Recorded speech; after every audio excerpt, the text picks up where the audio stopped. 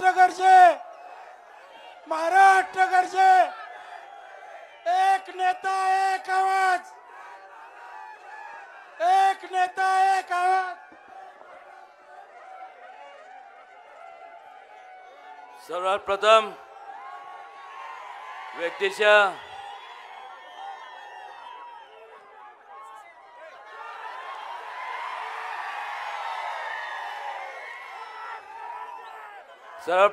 व्यक्तीच्या माझ्या वतीने आणि उपस्थित सर्व मान्यवरांच्या वतीने छत्रपती शिवाजी महाराजांना विनम्र अभिवादन करतो। आज आमच्या विनंतीचा मान राखून आपण सर्वजण या ठिकाणी सर्व मान्यवर आवर्जून वेळात वेळ काढून या ठिकाणी उपस्थित राहिल्याबद्दल मनापासून मी व्यक्तीच्या माझ्या वतीने सर्व ज्येष्ठ वडीलधारी मंडळी, माता भगिनी, व्यासपीठावरती उपस्थित सर्व मान्यवरांचं, तरुण मित्रांचं आणि लोकशाहीतल्या सर्व आपण राजांचं मनापासून या ठिकाणी स्वागत करतो आणि आपले आभारी मानतो। आज या ठिकाणी खास करून व्यासपीठावरती उपस्थित असलेले माझे मित्र आणि आमदार शशिकांतजी शिंदे, आज जरी कोणी पण काही जरी म्हणत असलं, कोणी काही जरी म्हणत असलं, पण कुठं ना कुठेतरी सुरुवात करावी लागते। मला अजून 29 वर्षापूर्वीचा माझा काळ आठवतो। आठवा प्रत्येकाच्या आयुष्याची सुरुवात करत असताना थोडं अडकतो, थोडं इकडं तिकडं होतं। त्यावेळेस सावरण्याच्या ऐवजी खिल्ली उडवणं हे महत्त्वाचं नसतं, त्यावेळेस सावरण्याचं काम करावं असतं। ही अपेक्षा माफक अपेक्षा वडीलधारी मंडळींकडनं असती, ही अपेक्षा जनतेकडनं असती।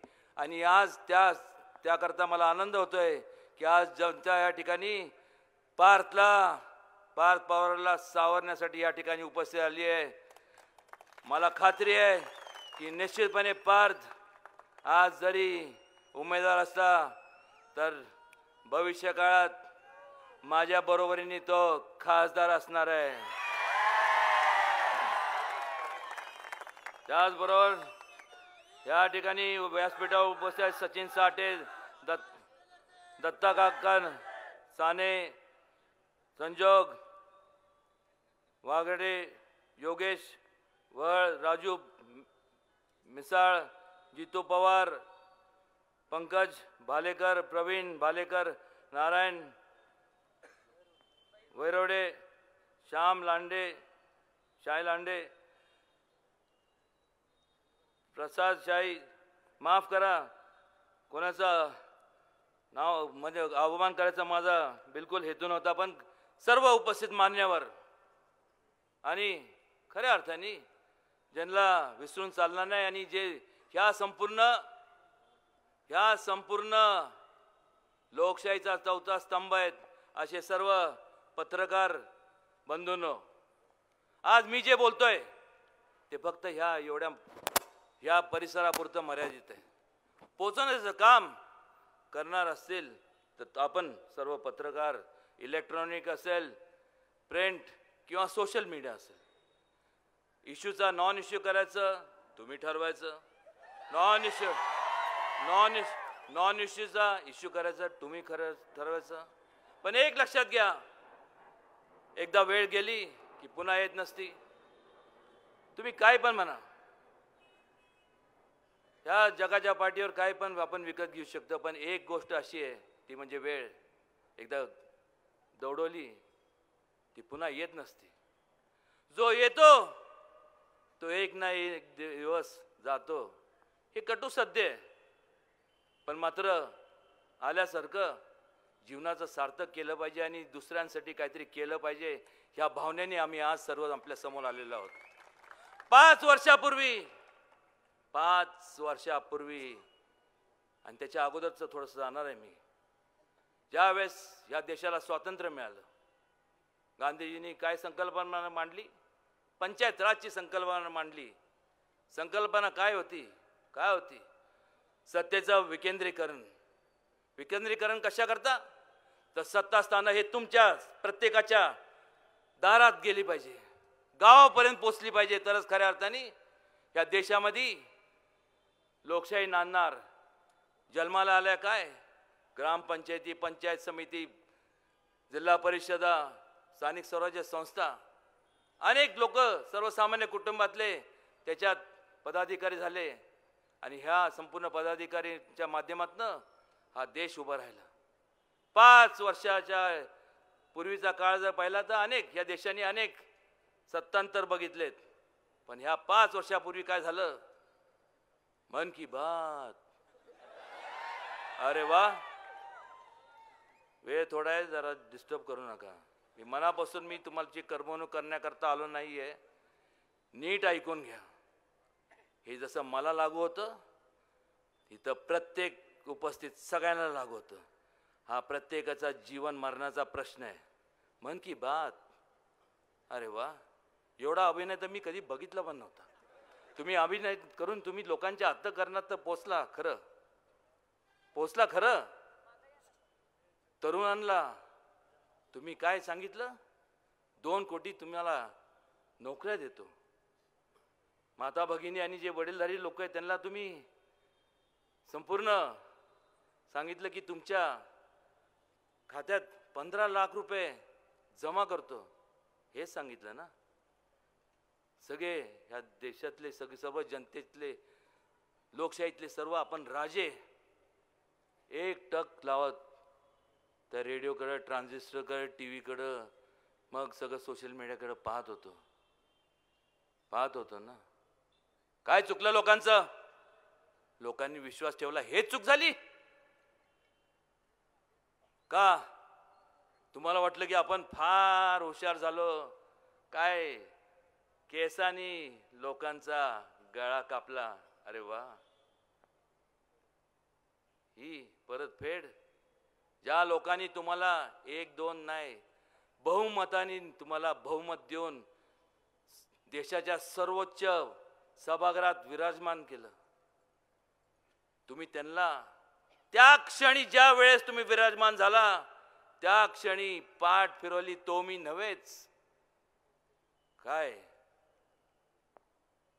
करायचं त्यांनी? मी तुम्हाला सांगतो काय करायचं. तुम्ही हाताशून चालणार नाही. तुम्ही लोकशाहीतले राजे आहात.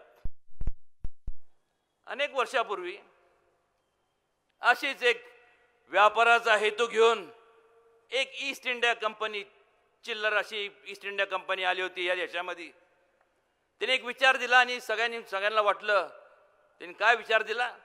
आता फडतो विचार तर कोणी दिला आणि आपण सर्व छाती ठोकपणे असं सांगतो की भारत आपला एवढा मोठा विशाल, सगळ्यात जगातली सगळ्यात मोठी लोकशाही, मिशाला पिळतो आपण असे तलवारी बिलवारी. काय एक विचार दिला आणि सांगितलं की फक्त आम्ही तुमची काळजी घेऊ शकतो, आणि आपण मान्य केलं. गुलामगिरीत गेलो. तो विचार, ती सोच, ती महत्वाची असते. आणि मग काय झालं? छत्रपती शिवाजी महाराज जन्माला आल्यानंतर त्यांनी स्वराज्याचा एक विचार दिला. त्यांनी सांगितलं हा देश तुमचा आहे, त्यांचा नाहीये. हे सगळं जे आहे दिसतंय, डोंगर कपारी, संपूर्ण झाडं झुडपे, जमिनी, ह्या तुमच्या आहेत, तुमच्या आणि कोणाच्या नाही आहेत. हे सगळं तुमचं आहे. आणि त्यातून स्वराज्याची स्थापना झाली. एकटं शिवाजी महाराजांनी केली नाही, तुमचे सर्वांचे पूर्वज होते. त्यावेळेस जातीभेद केला नाही. सर्वांना एकत्रितपणे एकत्रित करून एक संकल्पना मांडली. ती होती स्वराज्याची, शांततेची, विकासाच्या कामांची, गतीनी कशाची गती, तर कशाची प्रगतीची. ती संकल्पना त्यांनी मांडली.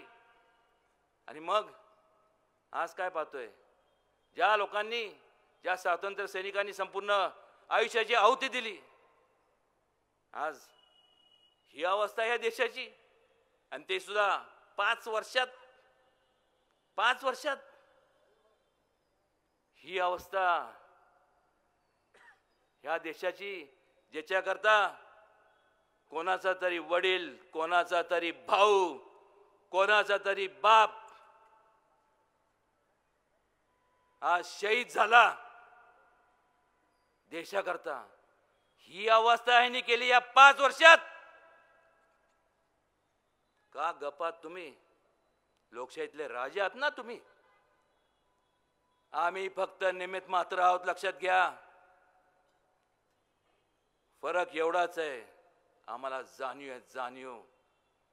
आम्हाला जाणीव काय आहे की लोकांमुळं समाज म्हणजे लोक, लोकशाहीतले तुम्ही समाजात, लोकशाहीतले तुम्ही राजात, तुमच्यामुळं आम्ही आहोत, ही जी जाणीव आहे. आणि ह्यांना निवडणूक पार पडल्यानंतर त्यांना फक्त मत बटन दाबून ज्यांना मत घ्यायची फक्त कळतं, पण वैचारिक तुमच्या मताची काही किंमत नाही. त्यांना फक्त मत पाहिजे, मत. तुमच्या विचाराची किंमत नाही, जी आम्हाला आहे. आम्हाला तुमच्या वैचारिक मताची किंमत आहे, जी छत्रपती शिवाजी महाराजांना होती. आणि त्यामुळं आम्ही असं कधी म्हणणार नाही. आम्ही काय म्हणतो, तुमच्यामुळं आम्ही आहोत. आणि ते काय म्हणतात, आमच्यामुळं समाज आहे. हा मोठा फरक आहे. आणि मग अहंकार आला, काय येणार नाही. अहंकार आला आणि मग झालं काय, सत्तेचं केंद्रीकरण, दिलेले आश्वासनं एका पाठोपाठ एक जे दिले, आपण तर विसरलो, पण दिले ज्यांनी दिले ते सुद्धा विसरले. सोयीप्रमाणे सोयीप्रमाणे झालं काय, मग जे व्हायचं होतं तेच झालं. काय होणार होतं, काय वेगळी अपेक्षा तुम्हाला तरी काय होती. जेव्हा विचारांनी एकत्र लोक एकत्र येतात तेव्हा त्यांना एकत्र ठेवण्याकरता ताकदीचा, माल्टा, पैसा, आमिषाचा, दबाव तंत्राचा वापर करावा लागत नाही.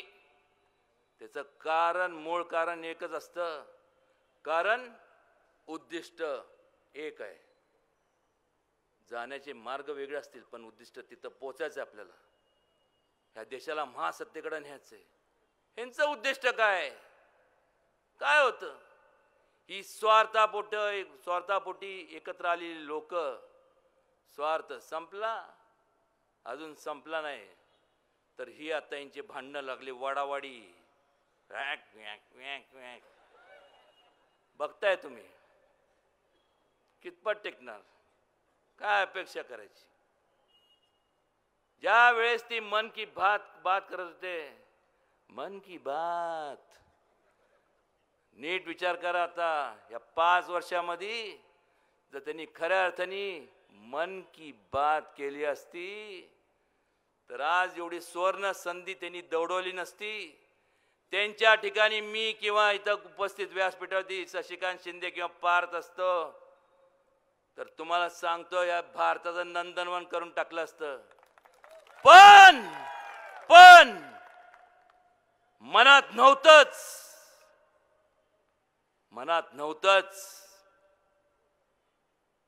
अपेक्षा काय करणार तुम्ही. ते म्हणताना म्हणत होते मन की बात, मनात होतं. एक मन आहे ना, खायचे दात एक आणि दाखवायचे दुसरे. तसं यांचंय. मनात सांगताना सांगत होते मन की बात, मनात होतं नजर तुमच्या. आणि म्हणत होते तुम्ही ऐकत होता मन की बात, पण ते म्हणत होते, ते अलीकडं नवीन माईक्स निघतात ना, इंटरप्रिटेशन काय असतं, म्हणजे वेगवेगळ्या भाषांतरमध्ये असतं. ते म्हणत होते धन की बात, आवाज निघत होता मन की बात. आणि असं सगळं आहे. आता काय करायचं तुम्ही सांगा आता. आणि काय झालं, आणि मग विचार केला पाहिजे. जर त्यांनी केलं नाही तर आपण याच्यात सुधारणा करणार आहोत का नाही. एक तर उदयनराजेंना पार्थला शशिकांत शिंदेला निवडून देऊन काय उपयोग होणार नाही. मी तर म्हणतो निवडून देऊ नका. हो, काय करू शकतो? एक तर मला निवडून दिलं, याला निवडून दिलं, यांना निवडून दिलं, काय करणार आहे? तुम्हाला खऱ्या अर्थाने तर देशाची दिशा बदलायची असेल तर तुम्हाला बहुमत लागतं. बहुमत असल्याशिवाय त्यांनी जे अन्यायकारक धोरणं राबवलेत, अध्यादेश आणलेत, ते आपण बदल करू शकत नाही. आणि त्याकरता संपूर्ण वाटेल त्या परिस्थितीत परिवर्तनाशिवाय गत्यंतर नाही. एवढं फक्त विचार उराशी बाळगा. मी तुम्हाला सांगतो, तुम्ही त्यांना बहुमत देऊन त्यांनी हे केलं. तुम्ही लोकशाहीतले राजे आहात. त्यांनी तुम्हाला भासून दिलं की तुम्ही आमच्यामुळे तुम्ही आहात. मला एक समजत नाही, कशाला पाहिजे हे दलाल? हो, का लागतात? यांनी देश विकला, देश. तुम्ही सांगितलं होतं त्यांना. तुम्ही बहुमत देत असताना तेव्हा तुमच्या मनात काय होतं की बाबा आमच्या लहान मुलांचं, तरुणांना कुठेतरी नोकऱ्या मिळतील, हा तुम्हाला ही भावना होती. कुठेतरी आमच्या खात्यात 15 लाख येतील. मी तुम्हाला सांगतो, दोन्ही शक्य आहे. उदयनराजे करून दाखवणार. सोपं आहे. कॉमन सेन्स का कॉमन आहे मला माहित नाही. थोडासा विचार करा. मी उगीच बोलायचं म्हणून बोलत नाही. शेवटी निळू फुलेंच्या तालमीमध्ये तयार झालेला मी आहे. आलं का लक्षात? हे ज्या मायला यांच्याकडे बघूनच घेतो. मी नाही. मी कधी बघून घेऊ शकतो? ज्या वेळेस तुमच्या सगळ्यांची साथ असेल तर. तुम्ही आता विचार करत असणार, मला माहिती आहे. प्रत्येकामध्ये थोडा ना थोडा काहीतरी अवलीपणा असतोच. जसं माझ्यामध्ये हे आहे. मी विचारायला जाणार नाही तुमच्यामध्ये काय आहे. रात्र पुरायची नाही आणि मला त्याची काही घेणं देणं नाही. पण एक सांगतो, मला माहिती आहे तुम्ही विचार करत असणार. निवडणुका आल्यात, बोलणार, इतर येतात, उदयनराजे आलेत, फोक मारणार, जाणार. मी उदयनराजे लक्षात घ्या. फोक बेक नसते. जे बोलतो तेच करतो. ही माझी ख्याती आहे, ख्याती. लोक म्हणत असतील MP म्हणजे, मी एकदा विचारलं सगळ्यांना, MP म्हणजे थांबा आहेस. सभेचा वेळ संपल्यानंतर तेच आपल्याला करायचं आहे. एक नेता एक आवाज. आता सभेची वेळ आहे तोपर्यंत जरा बोलू द्या, नाहीतर मला तिथं बाहेर बोंबलत चुना लावून बोंबलत बसायची वेळ यायची. ऐका, MP म्हणजे काय तुम्हाला वाटत असेल लय शिकल्यासारखे असल्यासारखं. MP, oh yeah man, yeah. MP means member of parliament. सगळे काय उत्तर दिलं? मला लागू वेगळं होतं. MP म्हणजे तुमची रक्षा करणारा मिलिटरी पोलीस आहे. Military police. कालपासून आज आणि भविष्य काळात राऊंड अप करायचं. नाईट राऊंडची गाडी असती, माहिती आहे ना? हा, जी जोरात बोलताय त्यांना नक्की माहित असणार. पण एक सांगतो, स्वतःच्या जवळचे जे बगल बच्चे होते, हानी तोनी आणि ज्या जनतेने त्यांना निवडून दिलं ते बिचारे करायला लागले पाणी पाणी. एक लक्षात घ्या, तुम्हाला पाणी पाजण्याचं त्यांनी काम केलं ना, एवढा मोठे लागून गेले होय. हा, ज्यांच्या जोरावर मोठे झाला त्यांना विसरलं. अहो, जो पाया विसरतो हे मस्त मोठी इमारत आहे, खालचा जर बेस पाया काढला तर काय होणार.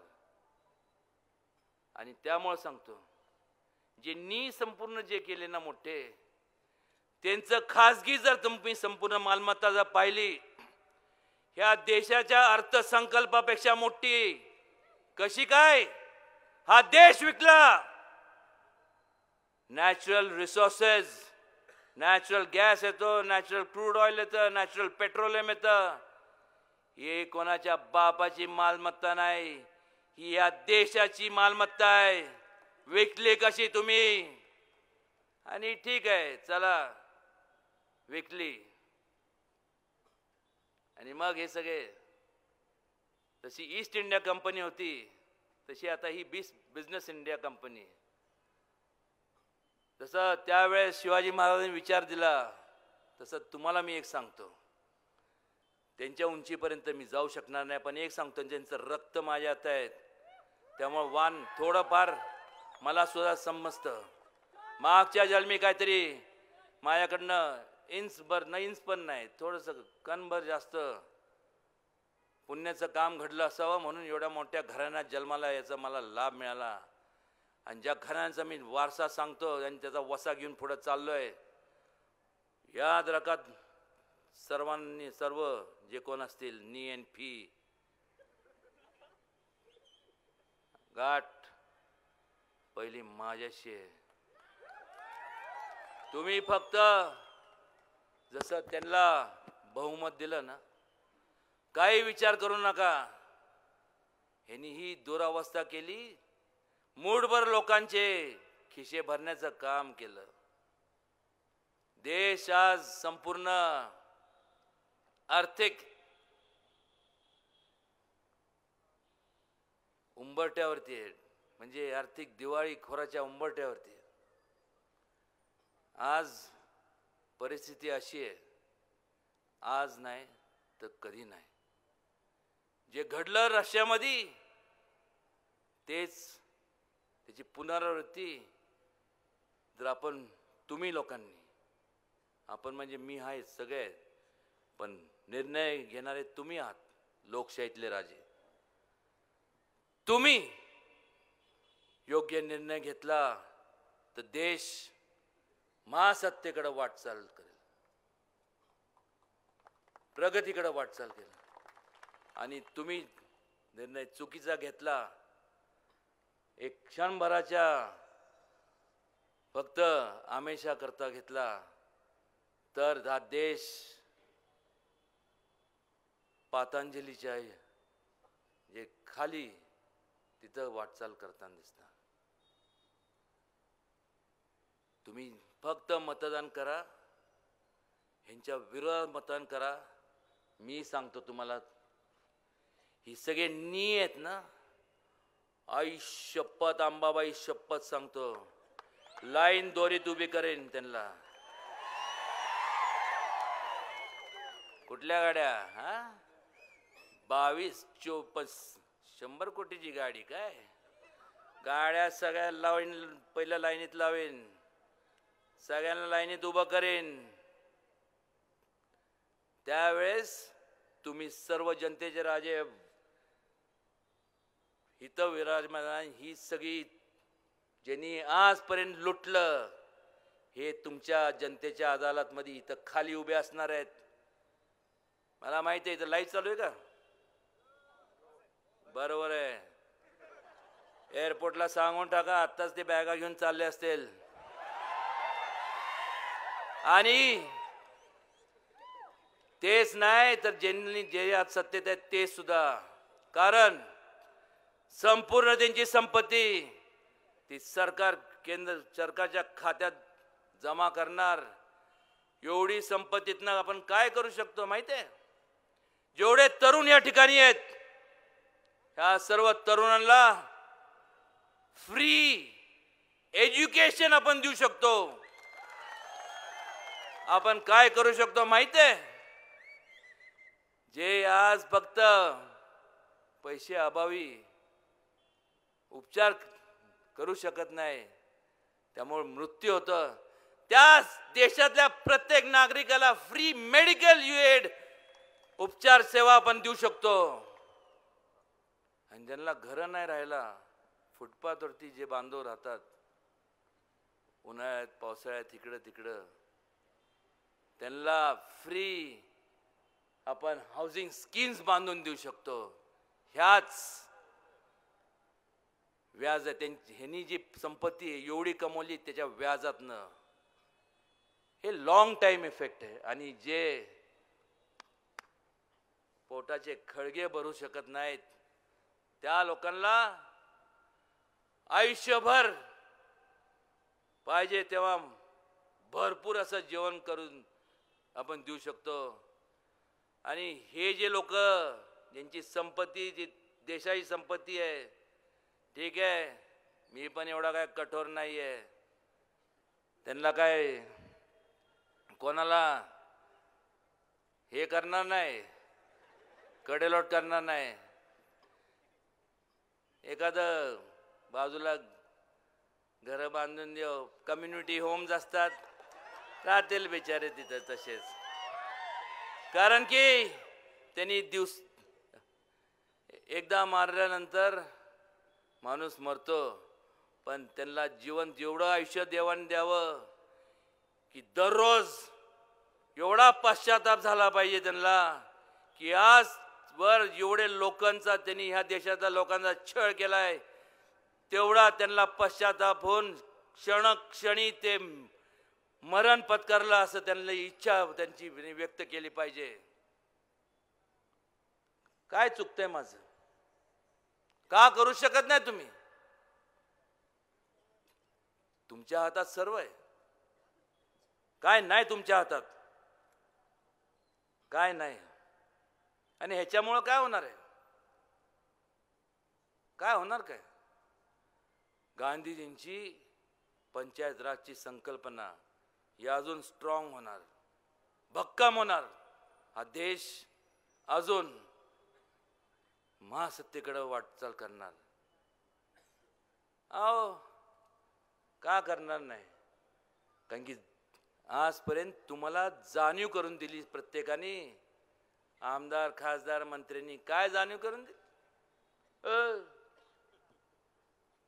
हो, तू काय कॉर्पोरेटर आहे? अरे वा, आमदार, खासदार, मिनिस्टर, तसलं काय नाही. मला एक सांगा, कोण ब्रुसली आहे का हो? नाही. शाळेत असताना ब्रुसलीचा मी फॅन होतो, पण ब्रुसली कोण आहे? 2.5 ते 3 लाख लोक जेव्हा मतदान करतात तेव्हा एक आमदार निवडून जातो. 17, 17.5, 18 लाख लोक जेव्हा मतदान करतात तेव्हा एक खासदार निवडून जातो. ठीक आहे, ज्या वेळेस तुम्ही निवडून देता आणि जर ते व्यवस्थित वागले नाही तुमच्या, जर कोणामध्ये जर अहंकार आला, तर 2.5 लाख लोक एकाचा बंदोबस्त करू शकत नाही. 18 लाख लोक मला सोडून इतरांचा बंदोबस्त करू शकत नाही.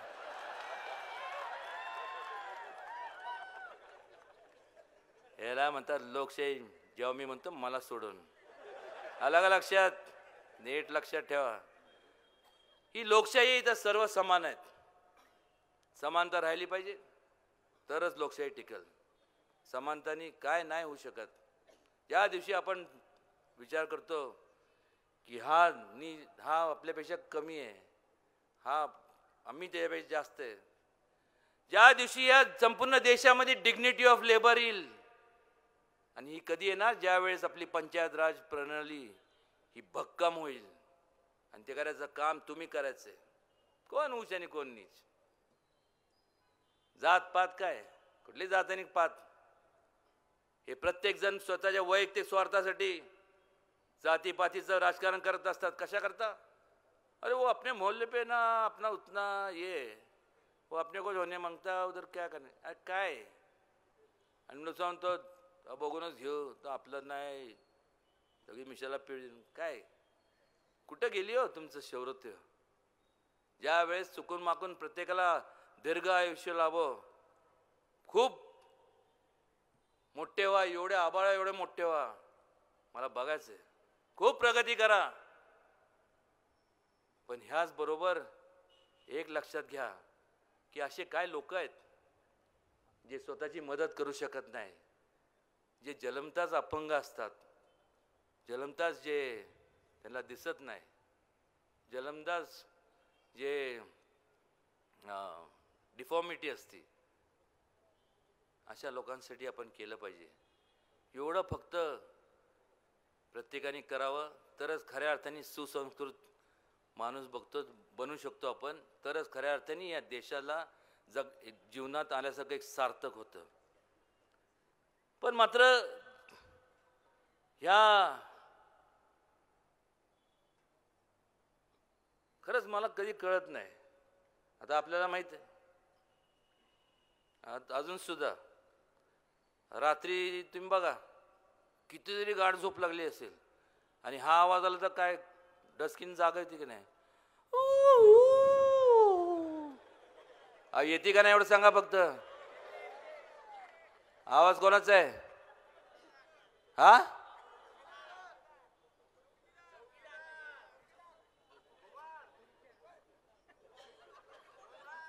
परत सांगतो, तुम्ही इथं काय चुकतंय. चौकीदार का असा आवाज काढतो? मार खायचा का?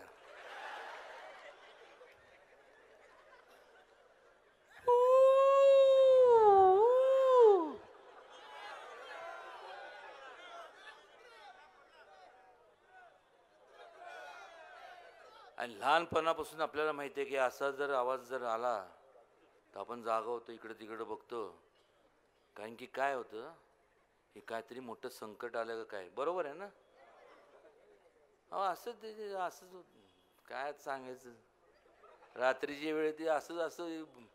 पण इथं तरी तुमचं सगळे आता तुम्ही hi fi smart cities and all that and this या राहता हायटेक ना तुम्ही.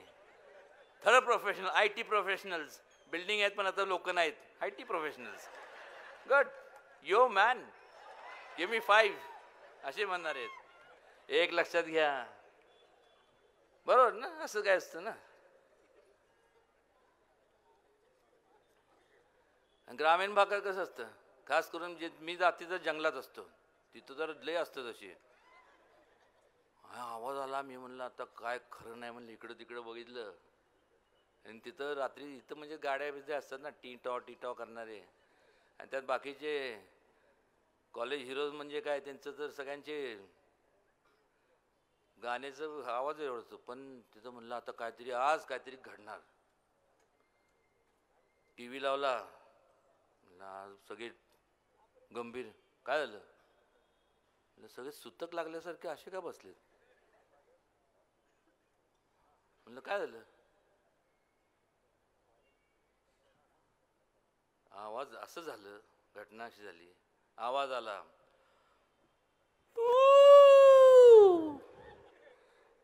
जाग एका व्यक्तीला आली आणि आपल्या सगळ्यांची झोप उडाली. अरे यार सबके मोबाइल ले लो यार.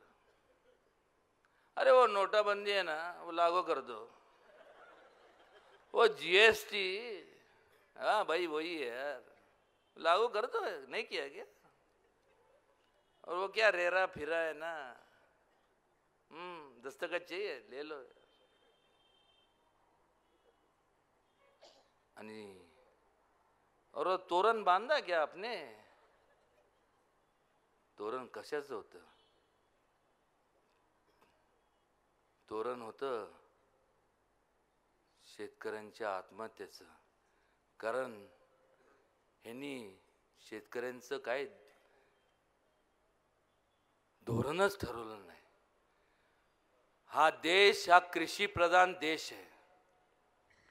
ह्या देशाची संपूर्ण जनता आपली इकॉनॉमी जी आहे ती ॲग्रो बेस्ड इकॉनॉमी आहे. जोपर्यंत शेतकरी सदन होत नाही तोपर्यंत हा देश कधी सदन होणार नाही.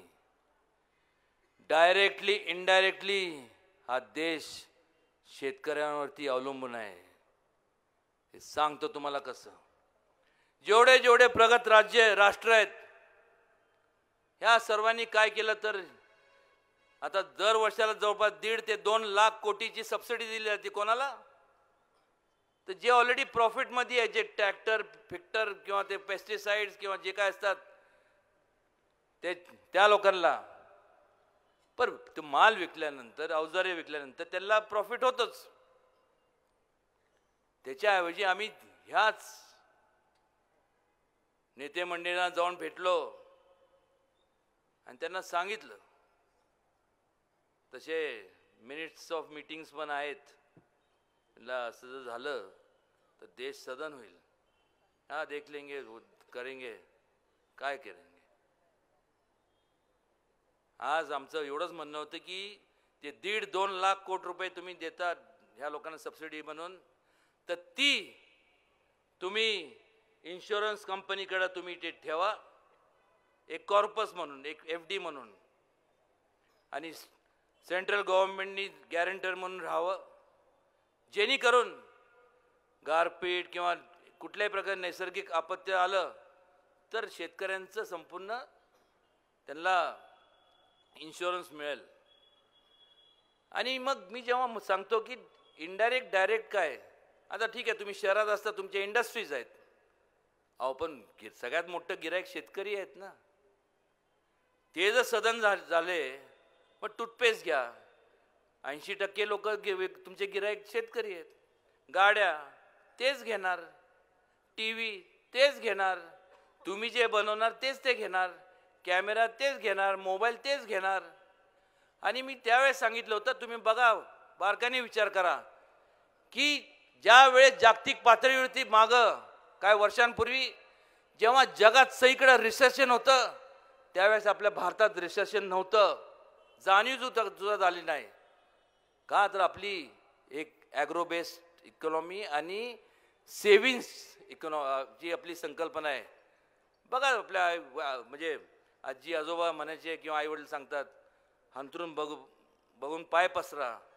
आपण 100 रुपये कमवले त्यातले आपण 70 रुपये सेविंगमध्ये ठेवतो आणि 30 रुपये मग खर्च करतो आणि त्यामुळे आपल्याला जाणवलं नाही. पण आज बहुमत असताना आज त्याच्यापेक्षा वाईट अवस्था कशा करता. हे पेटीएम बीटीएम चाललंय काय, 10 पैसे जे काय 10-15 पैसे देतो ते चाललंय चायनीज कंपनीला. ह्या देशातले जे तुमचे टावर्स आहेत, ह्या मोबाईलचे जे टावर्स आहेत त्याचं कॉन्ट्रॅक्ट दिलं कोणाला माहिती काढा हो. हे फार गंभीर बाब आहेत. दिलं कोणाला तर चायनाच्या एका टायकूनला. उद्या जर त्यांनी ठरवलं टप हसू नका तुमची इंटरनल सिक्युरिटी धोक्यात आहे, काय राहिलं तुमचं. आणि तुम्ही सिक्युरिटीच्या गप्पा करता, डिफेन्सच्या गप्पा करता. काय राहिलं, काय काय ठेवलं, काय किती तुम्ही. आणि आज ते एक म्हण आहे ना, माणसातले मनातले हावभाव हे चेहऱ्यावर दिसतं. जर मी सुखी असेल तर सुख दिसतं, मी जर खुश असलो तर माझ्या चेहऱ्यावरती हास्य दिसतं, मी दुःखी असलो तर चेहरा असं असतो. बघा यांचे चेहरे 5 वर्षापूर्वी कसे होते, टवटवीत होते. आज चेहरे बघा यांचे. जे जे लोक यांनी आमेशापोटी गेले, नाव घेऊन कोणाला मोठं करण्यात, पण मी काय त्यांना मोठं समजत नाही. त्यांना धक्का दिला तसं हे करतं, चुपचाप बैठो हे करो. चला ठीक आहे, कधी ना कधी तरी सर्वनाश होणारच आहे. आणि अशा लोकांचा जर लवकर झाला तरच या देशाची प्रगती होणार. वेळ झालेली आहे आणि म्हणून सांगत होतो तुम्हाला की बघा माझी पण आता वेळ सगळं सांगण्याची संपलेली आहे. एक आदर्श देश आपल्याला या देशाला बनवायचा आहे. आणि जे लागू होतं वेळ संपली आहे, ती तुमची वेळ संपली नाही, त्यांची वेळ संपली आहे. एवढं लक्षात घ्या, सत्ता हातात घ्या आणि या संपूर्ण देशाचं नंदनवन करा. एवढं सांगण्याकरता मी या ठिकाणी आलोय. मी म्हणजेच शशिकांत शिंदे, मी म्हणजेच पार्थ पवार, मी म्हणजेच डॉक्टर अमोल कोल्हे, मी म्हणजे देशाचा प्रत्येक नागरिक. एवढी संकल्पना लक्षात ठेवा, कारण की उद्दिष्ट एक आहे. जय हिंद, जय महाराष्ट्र. आणि लोकशाहीतल्या सर्व आपण राजांना वाकून नमस्कार. धन्यवाद. आणि आपल्या सगळ्यांना एक विनंती आहे, येणाऱ्या 23 तारखेला आपण इथून सातारला, ज्यांचं मतदान सातारला आहे त्या सगळ्यांना विनंती आहे की 23 तारखेला आपण उदयनराजे भोसले यांना विजयी करण्यासाठी तिथं जायचं आहे. 29 तारखेला माझी कमिटमेंट तुमच्या बरोबर आहे, तुमच्या प्रती आहे. आणि कोणी म्हणत काय जरी असलं तर स्टाइल इज स्टाइल. एक बार जो मैंने कमिटमेंट कर दी तो मैं अपनी खुद की भी नहीं सुनता.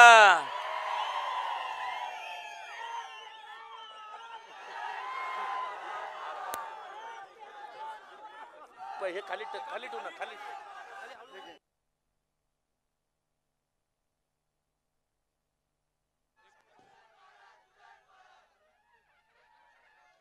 23 तारखेला सातारा जिल्ह्यातून आलेल्या सगळ्यांना विनंती आहे,